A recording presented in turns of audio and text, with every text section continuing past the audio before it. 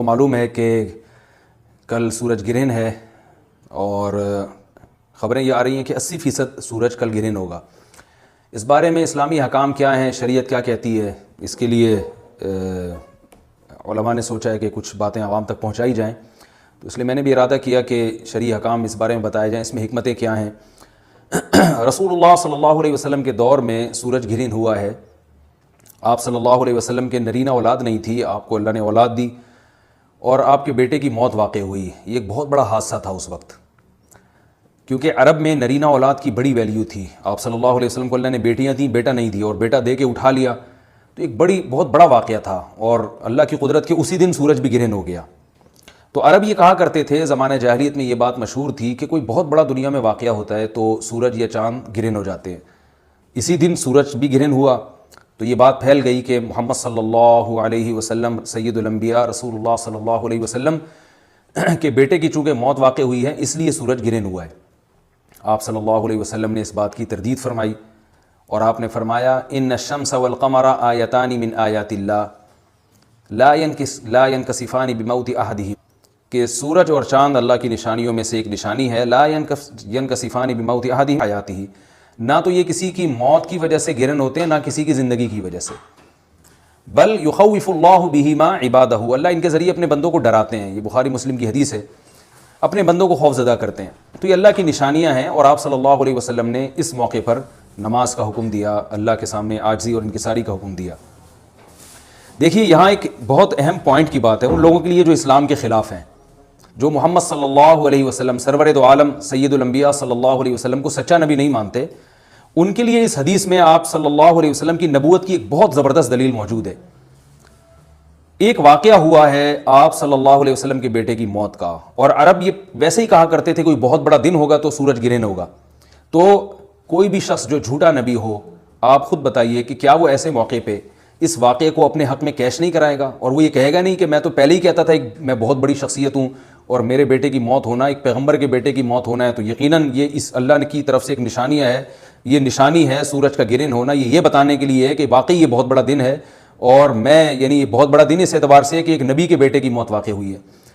لیکن آپ صلی اللہ علیہ وسلم نے یہ سب نہیں کیا، اور آپ نے بتایا کہ سورج اور چاند کے گرہن ہونے کا کسی کی موت یا زندگی سے کوئی تعلق نہیں، اور آج سائنس نے بھی ثابت کر دیا ہے کہ یہ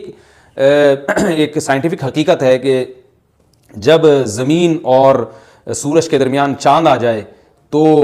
سورج گرہن ہو جاتا ہے، اور جب چاند اور سورج کے درمیان زمین آ جائے اور سورج کی روشنی چاند تک نہ پہنچ رہی ہو تو چاند گرہن ہو جاتا ہے۔ تو یہ ایک اس میں عبرت کی بات بھی ہے ان لوگوں کے لیے جو آپ صلی اللہ علیہ وسلم کی نبوت میں شک کرتے ہیں۔ البتہ آپ صلی اللہ علیہ وسلم نے اس موقع پر ہمیں حکم دیا کہ اللہ سے تضرع اور عاجزی اور انکساری کی جائے، اپنے گناہوں کی معافی مانگی جائے، اور نماز آپ صلی اللہ علیہ وسلم نے پڑھی۔ اس پہ بھی بعض لوگ اشکال کرتے ہیں کہ یہ جب ایک نیچرل پروسیس ہے تو اس میں اتنا گھبرانے کی، کیونکہ حدیث میں آتا ہے آپ صلی اللہ علیہ وسلم بہت گھبرائے، تو اس میں گھبرانے کی کیا بات ہے؟ تو یاد رکھیے ہر نیچرل پروسیس جو ایک عام معمول سے ہٹ کر ہو، اس میں انسان کے لیے ایک عبرت کی بات ہوتی ہے۔ ہم دیکھتے ہیں رسول اللہ صلی اللہ علیہ وسلم کے دور میں جب تیز ہوا چلتی تھی اور بارش سے پہلے ہوا چلا کرتی تھی تیز ہوائیں، تو آپ صلی اللہ علیہ وسلم گھبرا کے مسجد کی طرف دوڑتے، عاجزی انکساری کرتے، اللہ تعالیٰ سے یہ کہتے کہ اللہ تو نے تو مجھ سے وعدہ کیا کہ جب تک میں ان کے درمیان موجود ہوں تو ان کو عذاب نہیں دے گا۔ تو یہ خوف کا غلبہ تھا آپ صلی اللہ علیہ وسلم پر۔ کیوں؟ وجہ اس کی یہ تھی کہ یہی حالات قوم عاد اور قوم سمود پر بھی آئے ہیں۔ قرآن میں آتا ہے نا فَلَمَّا رَأَوْهُ عَارِضًا مُسْتَقْبِلَ أَوْدِيَتِهِمْ قَالُوا هَذَا عَارِضٌ مُمْطِرُنَا بَلْ هُوَ مَا اسْتَعْجَلْتُمْ بِهِ رِيحٌ فِيهَا عَذَابٌ أَلِيمٌ تُدَمِّرُ كُلَّ شَيْءٍ بِأَمْرِ رَبِّهَا فَأَصْبَحُوا لَا يُرَىٰ إِلَّا مَسَاكِنُهُمْ، کہ وہ بادلوں کو دیکھ کے کہنے لگے یہ تو ایک معمول کے مطابق بادل ہیں جو برسیں گے اور بارش ہوگی۔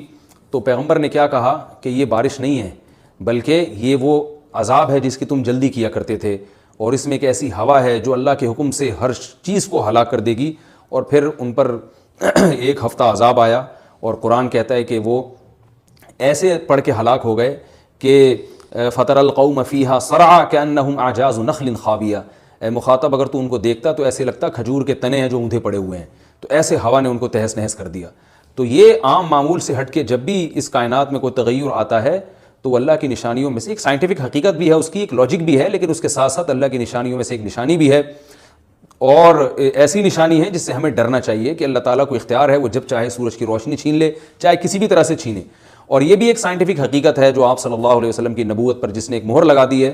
کہ سورج اور چاند کا گرہن ہونا، اگرچہ اسی ایک لاجک ہے کہ چاند سورج کے سامنے آ جائے تو سورج گرہن ہو جاتا ہے، لیکن اس بارے میں جو ہماری تحقیق ہے، جو سائنسدان کہتے ہیں کہ یہ وقت اس یعنی خطرے کا وقت ہوتا ہے، سورج سے ایسی خطرناک ریز نکلتی ہیں جو نقصان کا سبب بن سکتی ہیں، تبھی بعض حضرات سورج کی طرف دیکھنے سے بھی منع کرتے ہیں، اور یعنی نظام میں تھوڑی ایک عام نارمل روٹین سے ہٹ کے اس کائنات کا نظام چلتا ہے، تو اس لیے یہ اس کائنات کے لیے، زمین کے لیے ڈینجرس ہو سکتا ہے، اور جو گریوٹی اور جو کشش کا نظام ہے اس میں بھی خلل واقع ہوتا ہے، تو ایسا نہیں ہے کہ یہ بالکل ایک نارمل کنڈیشن ہوتی ہے اور اس کا کوئی نقصان ہی نہیں ہے، یہ بالکل غلط ہے، اس میں نقصان کا بہرحال خطرہ ہے، اور اس بات کا امکان موجود ہوتا ہے کہ قدرت انسانوں سے انتقام لے یا انسانوں کو نقصان پہنچائے، اور ویسے بھی جن کے دلوں میں اللہ کا خوف ہوتا ہے وہ تو ویسے ہی اللہ کے وہم من خشیتہ ہی، قرآن مجید میں اللہ تعالیٰ کا ارشاد ہے کہ مشرکین بار بار یہ سوال پوچھتے تھے قیامت کب آئے گی کب آئے گی، اللہ فرماتے ہیں لیکن جو مومنین ہیں ان کو اس سے غرض نہیں ہے کہ کب آئے گی، والذین آمنوا مشفقون منہا، وہ تو قیامت سے گھبراتے ہیں کہ پتہ نہیں ابھی نہ آ جائے،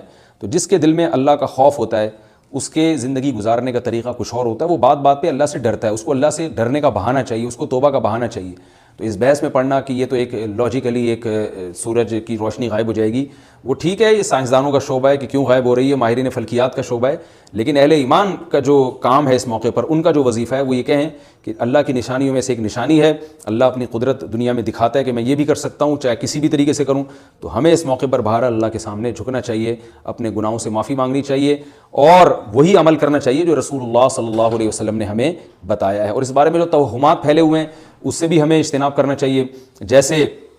نبی صلی اللہ علیہ وسلم نے عربوں کے وہم کو دور کیا ہے، بھائی اس کا کسی کی موت اور زندگی سے کوئی تعلق نہیں ہے، تو اسی طرح آج کل لوگوں میں ایک سورج اور چاند گرہن ہونے کے بارے میں وہم بھی بہت ہے کہ پتہ نہیں کیا ہو جائے گا، حاملہ عورتیں نہ نکلیں، فلانا نہ کرے، فلانا خربوزہ نہ کھائے، اس موقع پر کسی نے تربوز کھا لیا تو یہ ہو جائے گا، الٹی الٹی باتیں پتہ نہیں کیا کیا مشہور ہیں، یہ خربوزے تربوز کی تو میں ویسے ہی مثال دے رہا ہوں،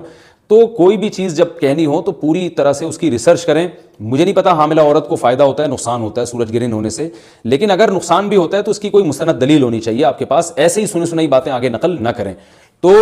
بہرحال ہمیں جو کرنے کا کام ہے جو رسول اللہ صلی اللہ علیہ وسلم نے بتایا ہے وہ کام بخاری اور مسلم کی حدیث کے مطابق نماز ہے، انفرادی بھی ہے، جماعت سے بھی ہے، مستحب یہ ہے کہ جماعت سے نماز پڑھی جائے مسجد میں یا کسی بھی میدان میں، اور 2 رکعتیں امام پڑھائیں گے اور اس میں سرن تلاوت بھی کر سکتے ہیں، جہری تلاوت بھی کر سکتے ہیں، دونوں رائے ہیں علماء کی، آج کل جہری کو اس لیے ترجیح دی جاتی ہے کہ صلاۃ کسوف میں جو رسول اللہ صلی اللہ علیہ وسلم کی سنت ہے وہ لمبی نماز ہے،